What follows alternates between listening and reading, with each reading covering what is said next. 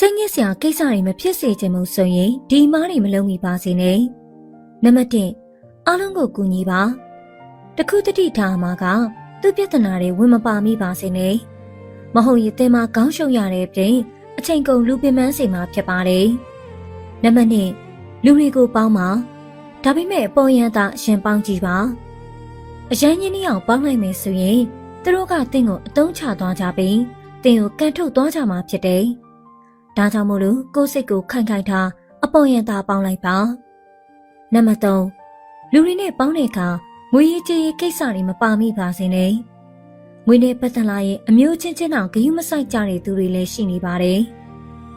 နံပါတ်4တင့်ငွေရေးကြေးရေးမပြည့်စုံခင်ကိုချနောက်ပေါ်ကိုယ်တိုင်မရှင်းနိုင်ခင်နှလုံးသားရေးကိစ္စကိုမိထားလိုက်ပါတင်ဒီလိုကိစ္စနဲ့ညီဆုံးနိုင်မယ်ဆိုရင်တင်ဘဝတစ်လျှောက်လုံးနလန်ထူနိုင်တော့မှာမဟုတ်ပါဘူးဒါကြောင့်မိမိဘဝနောက်ရေးကိုဦးစားပေးဖို့လိုပါတယ်ဒီစကားတွေကတင့်ကိုအထောက်အကူပြုစေတယ်အကျိုးရှိနေဆိုရင် follow လုပ်သွားလိုက်ပါဒီလိုစကားတွေကတင့်ကိုဘယ်သူမှတင်ပြပေးနိုင်မှာမဟုတ်ပါဘူး